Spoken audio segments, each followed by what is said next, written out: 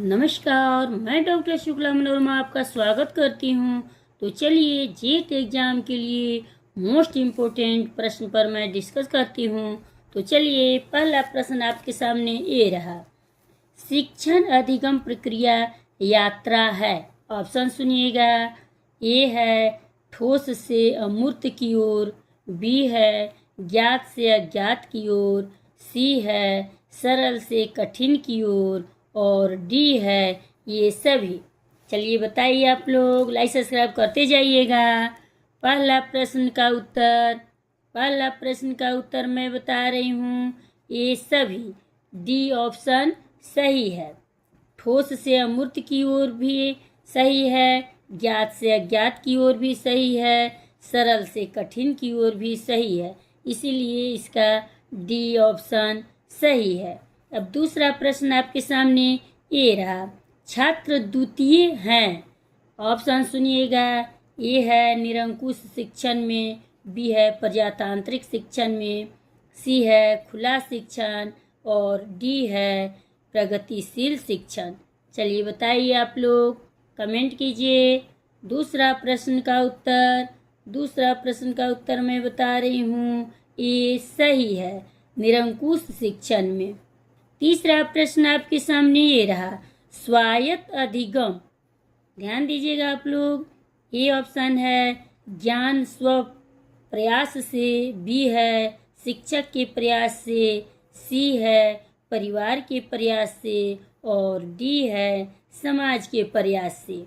तो बताइए आप लोग तीसरा प्रश्न का उत्तर ये सही है, ज्ञान स्व प्रयास से। चौथा प्रश्न आपके सामने ये रहा। अनुदेशात्मक उद्देश्य लिखने में प्रयोग होता है। ऑप्शन सुनिएगा। ए है संज्ञा, बी है विशेषण, सी है क्रिया और डी है क्रिया विशेषण।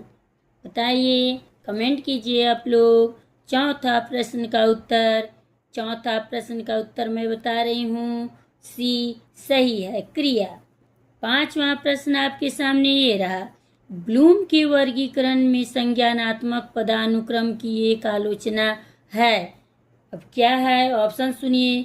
ए है न्यूनतम स्तर अनावश्यक, बी है व्यापक रूप से क्रिया का पदानुक्रम, सी है शिक्षण दर्शन की रीढ़ नहीं और डी है उपयुक्त सभी। चलिए पांचवा प्रश्न का उत्तर बताइए।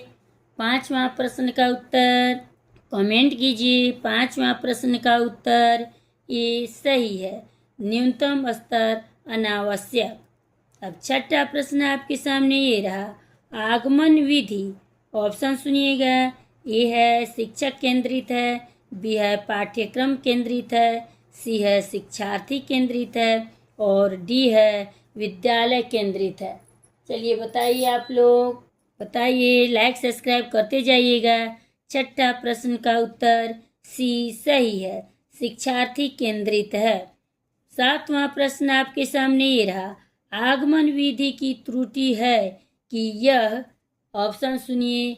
ए है अधिक समय लेता है, बी है तत्काल समाधान देता है, सी है अव्यवस्था उत्पन्न करता है और डी है शिक्षक को अप्रभावी बनाता है। चलिए आप लोग बताइए, लाइक सब्सक्राइब करते जाइएगा। सातवां प्रश्न का उत्तर ये सही है, अधिक समय लेता है।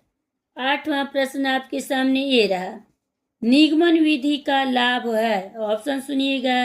ए है सभी विषयों में प्रयोग संभव, बी है उच्च स्तर के लिए उचित, सी है एक ही साथ सभी को शिक्षण और डी है उपयोग सभी। चलिए बताइए आप लोग, कमेंट कीजिए। बताइए आठवां प्रश्न का उत्तर मैं बता रही हूँ, डी सही है, उपरोक्त सभी। अब नौवां प्रश्न आपके सामने ये रहा। पाठ्य योजना में विशिष्ट उद्देश्य है। अब क्या है आगे सुनिए आप लोग। ऑप्शन ए है शिक्षक के लिए, बी ऑप्शन है शिक्षार्थी के लिए, डी ऑप्शन है पाठ्यक्रम के लिए और डी है ये सभी। चलिए बताइए नौवां प्रश्न का उत्तर।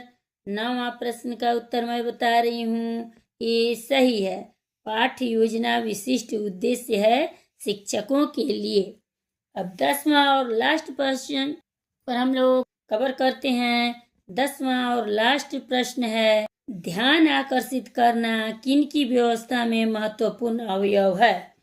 ए ऑप्शन है मेरिल मॉडल, बी ऑप्शन है गेग्रे मॉडल, सी ऑप्शन में है ADDI मॉडल और डी में है इनमें से कोई नहीं। चलिए बताइए 10वां प्रश्न का उत्तर। 10वां प्रश्न का उत्तर मैं बता रही हूँ, 10वां प्रश्न का उत्तर बी सही है, गेग्रे मॉडल। चलिए मिलते हैं अगले वीडियो में। लाइक सब्सक्राइब करते जाइएगा।